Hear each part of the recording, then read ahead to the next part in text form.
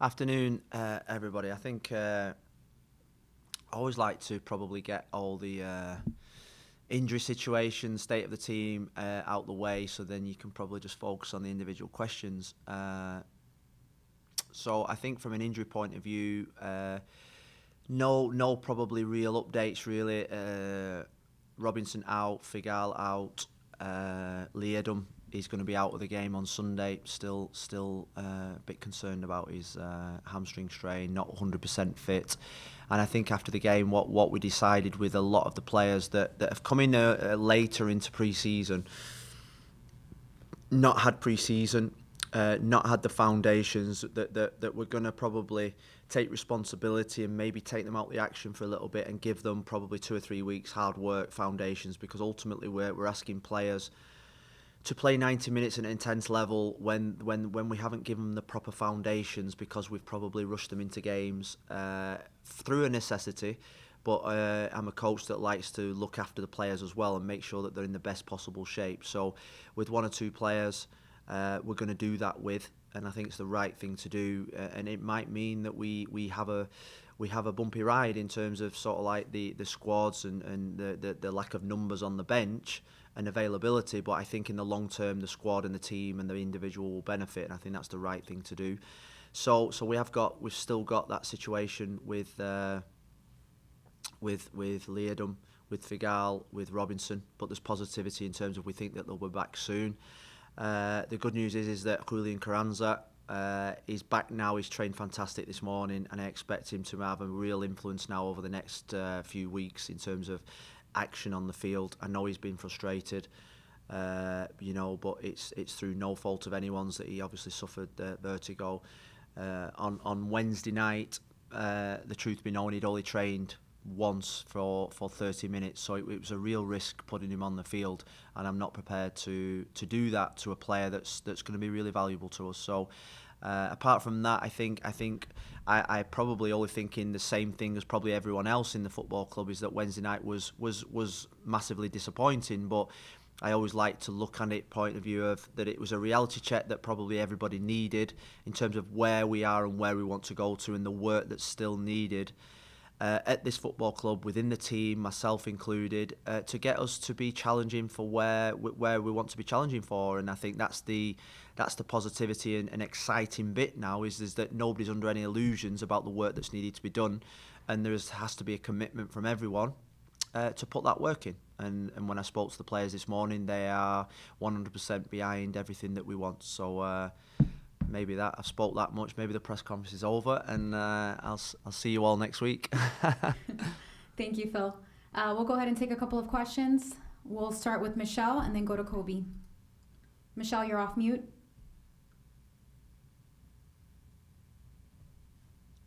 We can't hear you. Sorry about that. I'm picking up my mom here for an appointment.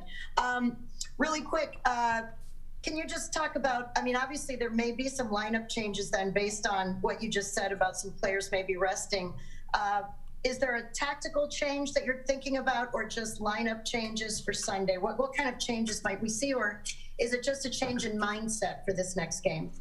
I think Michelle, I think it's a change of, I say change, I think it's getting back to the work that we started, the work that we've been working on, going back to basics a little bit. Sometimes you have to take a step forward and then 2 steps back. It felt Wednesday night as if we just had to, regroup a little bit and go back to the fundamental basics of what we've been trying to instill into this football club and into the team, into our shape. So, there's going to be no mass changes because we've not got the players to mass change, and there's no need to. There's going to be no knee-jerk reaction. I've been really pleased with every single player in the team. There's going to be freshness in and around the team on Sunday, but that's the 3rd game in the week, no different than what you would do normally. But I'd say that the mentality and the focus has to be better, and that's the main focus for me. Thank you, Michelle. Kobe, you're up next. Thanks, Jackie. Hey, Phil. Hi, Kobe. It's one question, but kind of like, I guess, a 2-parter, if you will. The past couple of games, you've moved Pizarro out wide to the left side. Kind of what are you looking for? What are you looking for differently from him when you make that change? And you also made the change Wednesday, tactically different formation. Do you feel, I guess, like that's something we may see more of? Because it seemed like you guys did possess the ball more when that tactical change was made after the weather delay.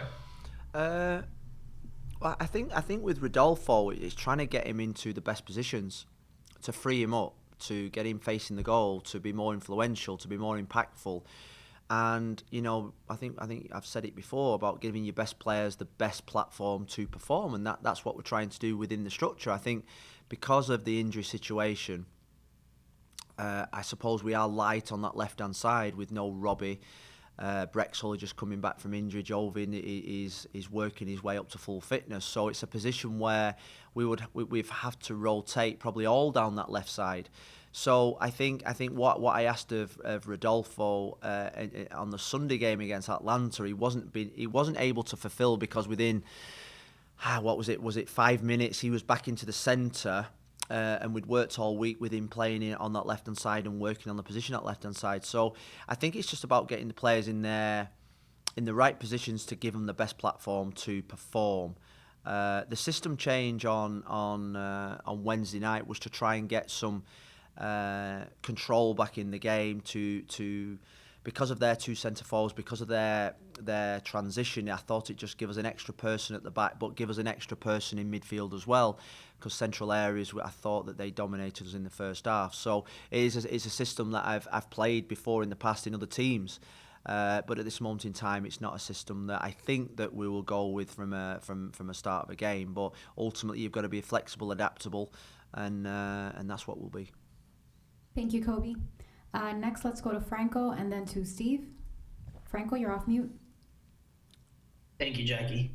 Hey, Phil, just wanted to ask you about what kind of game are you expecting on Sunday from Cincinnati? Obviously, they're coming off two very lopsided losses, but they're opening the stadium, so there will be a lot of energy behind that. So what kind of game do you expect from Cincinnati, and what will be the key for you guys to come away with a good result there?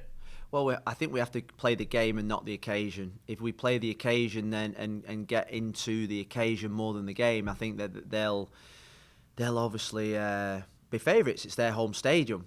They'll be up for the game. They need to bounce back. They've had 15 days, I think, without a game of football, so they will be fresh and they'll obviously be excited. They'll have the expectation, pressure and excitement on them. So we just have to play the game of football and make sure that we focus on ourselves and our ability and our system and our way that we want to play. And if we do that, we've got a great chance of winning the game. I firmly believe that. So we can't get involved in all the razzmatazz. 100%. We hope that they're distracted by that and not inspired by that. We hope that they're affected by the expectation of moving to a new stadium, it looks absolutely fantastic, by the way, and can't wait to get out there and play. I wish I could play, but get out there and manage the team in it. And I think the one thing I'm looking forward to is seeing a great friend, a great player, and someone that I was really close to at Manchester United in Jaap Stam, and I know that I'm looking forward to shaking his hand before the game. Thank you, Franco. Steve, you're off mute. Thanks, Jackie. Hi, Phil. Hi, Just Steve. going on the back of that. I mean, you and Jaap played together for a long time, didn't you? Just looking back now, did you ever envisage that both of you would be managers and that kind of stuff? And I know you were disappointed the other night, and also going back to Man United, but do you get the hair dry out like Fergie used to do, or do you try and retain a bit of calm and try and be collected, even though you were very disappointed? Well, I think the Jaap was. I hope Jaap doesn't play on Sunday. That's the first thing, because if Jaap plays, they've got a better chance of winning. I've got to say, he was one of the best defenders that I ever played with. He was an absolute ferocious competitor, brilliant guy. Everything about him and his family were fantastic, and he played part in one of the best years probably I've had in football.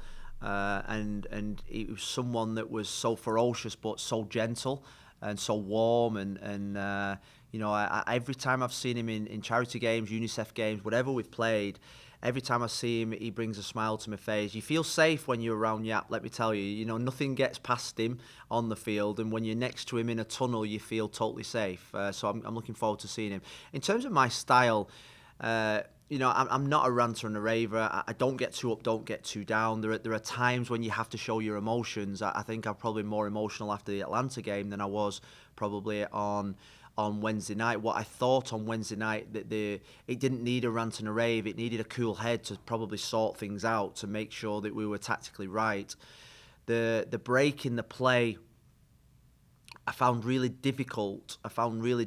Because you've almost got to sort of like play the game again, and it was during that break that we decided to change things around again. So that was a great learning experience for me, that I'm sure we'll go through again.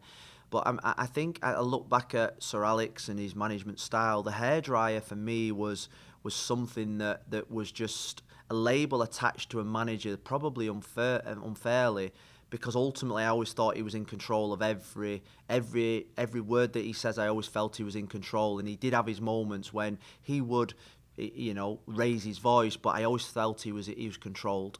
And I was lucky that I never really got the hairdryer treatment, because my brother was always next to me, and he was the one that used to probably get it before me. So, but I think I think in management nowadays, you just got to be controlled.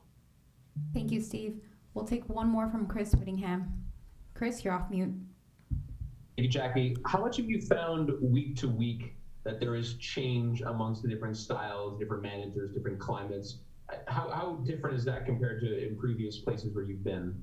Do you know what? I think the first 4 games of the season, the styles of the teams that we're playing didn't change that much. There was lots of similarities, little nuances here and there. But I suppose the Montreal game was the first time we'd come up against that system. But you're always going to get one game like that. So I've not been really.